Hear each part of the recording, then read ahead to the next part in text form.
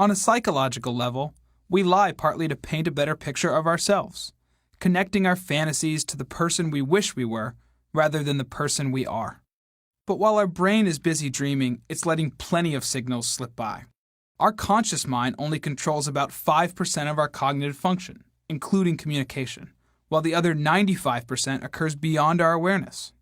And according to the literature on reality monitoring, stories based on imagined experiences are qualitatively different from those based on real experiences. This suggests that creating a false story about a personal topic takes work and results in a different pattern of language use. A technology known as linguistic text analysis has helped to identify 4 such common patterns in the subconscious language of deception. First, liars reference themselves less when making deceptive statements. They write or talk more about others, often using the third person to distance and disassociate themselves from their lie. Which sounds more false? Absolutely no party took place at this house, or I didn't host a party here. Second, liars tend to be more negative, because on a subconscious level, they feel guilty about lying. For example, a liar might say something like, "Sorry, my stupid phone battery died. I hate that thing." Third, liars typically explain events in simple terms, since our brains struggle to build a complex lie. Judgment and evaluation are complex things for our brains to compute. As a U.S. president once famously insisted, "I did not have sexual relations with that woman."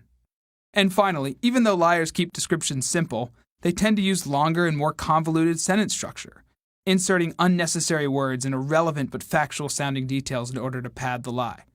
Another president confronted with a scandal proclaimed, "I can say categorically that this investigation indicates that no one on the White House staff, no one in this administration presently employed was involved in this very bizarre incident." Let's apply linguistic analysis to some famous examples. Take 7-time Tour de France winner Lance Armstrong.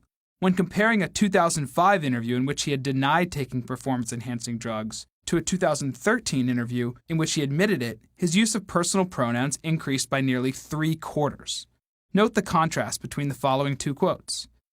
First, "Okay, a guy in a Parisian laboratory opens up your sample, Jean-Francis so-and-so, and he tests it. And then you get a phone call from a newspaper that says, 'We found you to be positive 6 times for EPO.' Second, I lost myself in all of that. I'm sure there would be other people that couldn't handle it, but I certainly couldn't handle it, and I was used to controlling everything in my life. I controlled every outcome in my life."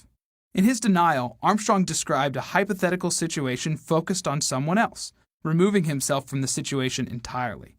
In his admission, he owns his statements, delving into his personal emotions and motivations. But the use of personal pronouns is just one indicator of deception. Let's look at another example from former Senator and U.S. presidential candidate John Edwards. "I only know that the apparent father has said publicly that he is the father of the baby. I also have not been engaged in any activity of any description that requested, agreed to, or supported payments of any kind to the woman or to the apparent father of the baby." Not only is that a pretty long-winded way to say, "the baby isn't mine," but Edwards never calls the other parties by name, instead saying, "that baby, the woman, and the apparent father." Now let's see what he had to say when later admitting paternity. "I am Quinn's father. I will do everything in my power to provide her with the love and support she deserves." The statement is short and direct, calling the child by name and addressing his role in her life. So how can you apply these lie-spotting techniques to your life? First, remember that many of the lies we encounter on a daily basis are far less serious than these examples, and may even be harmless. But it's still worthwhile to be aware of telltale clues like minimal self-references, negative language, simple explanations, and convoluted phrasing. It just might help you avoid an overvalued stock, an ineffective product, or even a terrible relationship.